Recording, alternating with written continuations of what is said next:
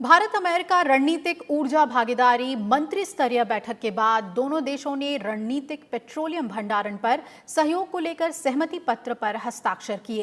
Petroleum मंत्री धर्मेंद्र प्रधान ने America के ऊर्जा मंत्री डैन ब्रायलेट के साथ वीडियो कॉन्फ्रेंसिंग के जरिए बातचीत की। इस दौरान दोनों देश ऊर्जा क्षेत्र में सहयोग बढ़ाने पर सहमत हुए हैं। भारत किसी प्रकार की आपूर्ति बाधा या कीमत वृद्धि की स्थिति से निपटने के लिए अपना कच्चा तेल अमेरिका के रणनीतिक पेट्रोलियम भंडारों में रखने को लेकर बातचीत कर रहा है और ये बातचीत काफी आगे बढ़ चुकी है। पेट्रोलियम मंत्री धर्मेंद्र प्रधान ने अमेरिका के ऊर्जा मंत्री के साथ वीडियो कॉन्फ्रेंसिंग के जरिए भारत अमेरिका रणनीतिक ऊर्जा भागीदारी मंत्री स्तरीय बैठक की सह अध्यक्षता के बाद ये बातें कही। उन्होंने कहा, रणनीतिक ऊर्जा भागीदारी के जरिए अमेरिका और भारत का मकसद सामूहिक रूप से ऊर्जा सुरक्षा, ऊर्जा का विस्तार और विभिन्न ऊर्जा क्षेत्रों में नव प्रवर्तन व्यवस्था, रणनीतिक गठजोड़ को सुदृढ़ करना और ऊर्जा के क्षेत्र में उद्योग और संबंधित पक्षों की भागीदारी को सुगम बनाना है। We have agreed to collaborate in new areas including bioenergy, renewable energy in agriculture, SMEs, high efficiency coal technologies with low to zero emissions through CCUS.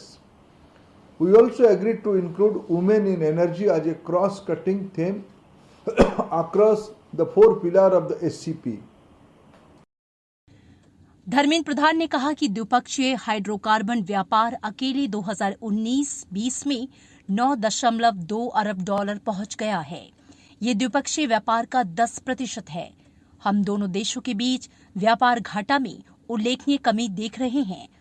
उन्होंने कहा कि अमेरिका भारत गैस कार्यबल का गठन किया गया है। We have also seen significant reduction in the trade deficit between the two countries.